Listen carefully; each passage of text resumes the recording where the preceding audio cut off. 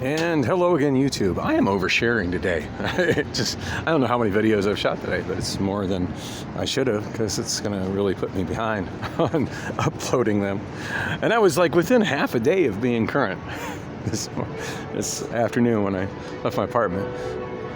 But I wasn't able to upload any at Del Taco. The Del Taco has Wi-Fi, but it's not, for whatever reason, it's not public Wi-Fi, which kind of is confusing to me because it's actually listed as Del Taco Wi-Fi. Like when you do a search for Wi-Fi, it pops up as Del Taco Wi-Fi.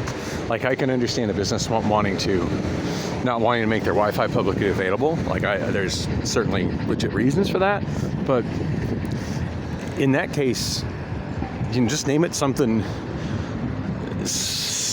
discreet that doesn't give it away that, hey, this is the Del Taco Wi-Fi and we're not letting you as a customer use it, especially considering how many Del Tacos do have Wi-Fi. So it's 5:10 p.m. Wednesday, April 27th, 2022. Damn. Wait, no, it's... Never mind, it's 5:27. You know, there's a weird bug on this program here, the little news reader, where sometimes when you open the phone, it doesn't show what time it is. It shows what time it was when the phone was last open. So it's 5:27 p.m. Wednesday, April 27th, 2022. I was wondering if I could catch an earlier bus out to Amazon, but now I know what time it is. It's 5:27, and my next bus will be at 5:41. Taking the rapid bus, which I think I want to take. So I can use their charging port. Back to light rail. Oh, I got 3 seconds to get across this mess. I think. Wow, I haven't walked through this one before. Oh. This is so frustrating. They've got all this construction going on here. Because, I mean, it was, 11 years ago, maybe 12 years ago, that they redid all this for a light rail, only to rip it all out and change it. Like, how about you guys figured out what your plan was and put it in right the first time? But now we're going to rip it all up.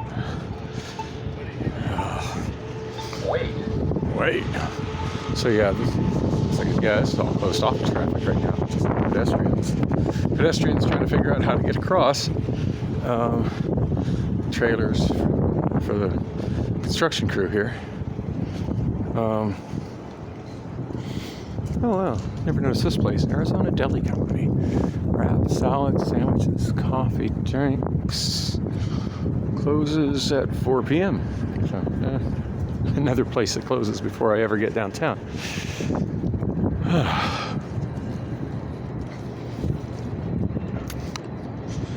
That's another example of how downtown Phoenix really isn't a livable, vibrant community as the city of Phoenix tries to portray it as. So I mentioned a few videos ago, that I'm now on Twitter. Now that it has a new owner who is also an autistic genius and is not only concerned with eliminating censorship on the platform. That guy's snot is out of control. Damn, some creepy snot sounds.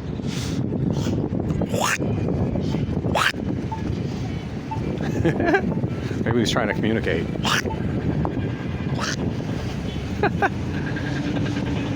Anyway, where was I? So... Oh, it is really hot right here. Like hotter than... Like there's so much radiant heat coming off the building that I'm walking by right now. It feels like a space heater. Crazy. But...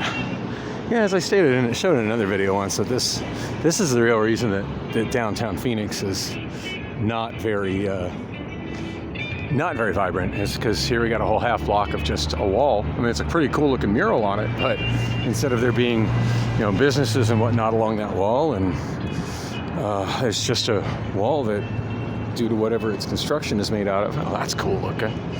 Whatever its construction is made out of, it's just radiating heat.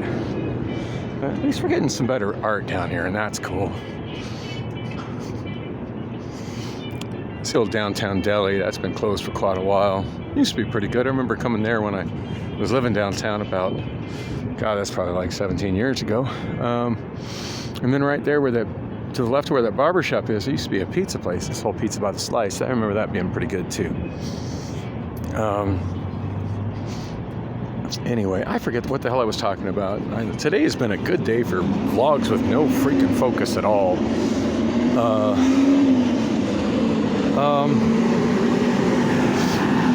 So yeah, I think I'm going to take the, wow, so many of these Waymo cars running downtown. What if the driver's got the hands on the wheel?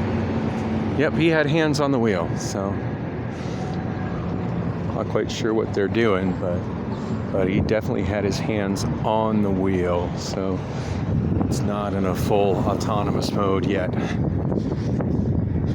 Probably just doing a lot of filming and stuff, just trying to get data into the server, so when it goes full autonomous, it's ready. So yeah, I got enough change. I can take the Rapid. And I'm looking forward to using the charging port. So yeah, so I went into Fry's because I was really unhappy with my trip to CVS, and she's cute. Yeah, much better customer service at Fry's. There was an actual cashier. I mean, there was self-checkout too, but I don't have to use it. There was no line for the cashier, so went through the first time, bought that Coca-Cola, which y'all saw me grab if you watched the previous video, and $1.99 on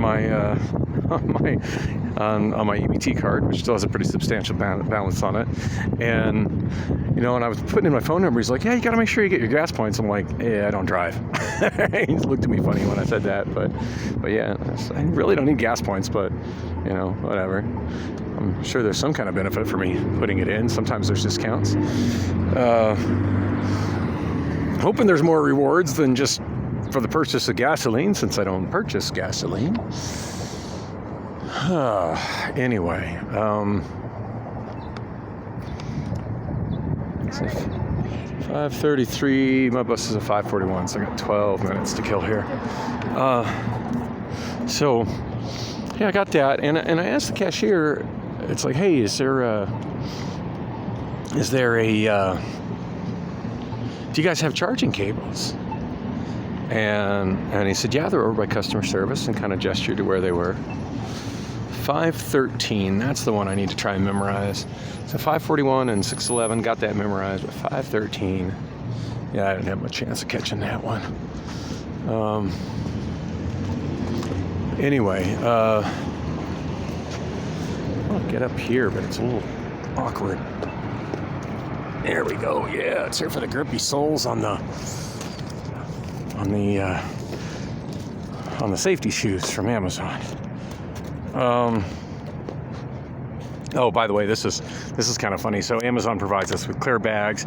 They don't seem to enforce the rule, but the rule is that when you bring personal stuff into there, you have to have a clear see-through bag. And they did provide me one, so I use it, and it's kind of fun having those on display. All right. Anyway, wonder if we'll get any comments about that at work tonight. So anyway, yeah. So the guy told me where the charging cables were, and I went over there, and I got this. Now it was $9.99, and I did state, previously that I thought $9.99 was outrageous for a 4-foot micro USB cable, because it is. But for this product, $9.99 seems like a pretty damn awesome price. And what it is a 3-foot charging cord with magnetic tips. And if you look a little closer, it shows that there's a micro USB,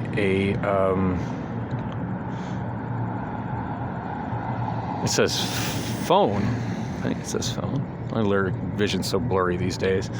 Phone, I'm just... Oh, I think that says iPhone. My bad, iPhone. I wasn't really seeing the I was just seeing so this is iPhone, so that's Lightning and Type-C. Anyway, it has all three of the main types of connectors, but it's got a magnetic tip. Like there you see is just a magnet, and And speaking of YouTube videos, I should link to the description that I probably will not ever get around to doing. It's probably been 3 years, maybe longer. But Techmoan did a review of these particular products, these magnetic tips. And I was really interested in getting one then, and then I just honestly kind of forgot about it. But basically, the way this works, or at least one of the ways that this can work, is you just simply put the tip in your phone and you leave it there, and it protects your charging port, and then allows you to just quickly connect it via a magnet to the cord. Now, one issue I've had particularly with iPhones is I've gone through 3 different iPhone 6s Pluses, and on more than one occasion, I've had to replace my charging port because eventually shit gets stuck inside of it, and I just can't get it out without damaging the contacts. Eventually they just stop working from just plugging it in, unplugging it, plugging it, unplugging it. I've had similar problems with micro USB in the past as well, although I've never. Usually by the time that happens, the phone's pretty much ready to die anyway, so I've never replaced one of those. But at any rate, I've certainly looked at that as an option, as these magnetic type connector, as an option for minimizing the wear and tear on my charging ports.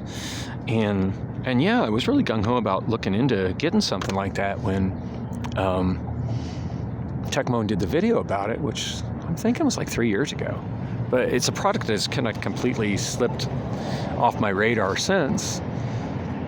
I haven't thought about it for quite some time, but then I was looking at this, and I'm like, well, that's pretty neat. I wonder what the cost is, and it was $9.99. That's a product I'm down to pay $9.99 for, so looking forward to that. Looking forward to actually trying that out when I get on the bus. So the I-10 West Rapid does, I think all Rapid buses have USB charging ports on them. I wish all city buses had it, but if anything, that would just make those buses more attractive to the homeless people that are on them way too much as it is. And yeah, my other phone has finally died, so that happened. So I guess I can slide this to the side and see what time it is. Okay, it's 5:38. I still got a little bit more time to make sure for sure I got my bus pass ready. I do. Misplaced it once today. Fortunately, it was just in the wrong pocket.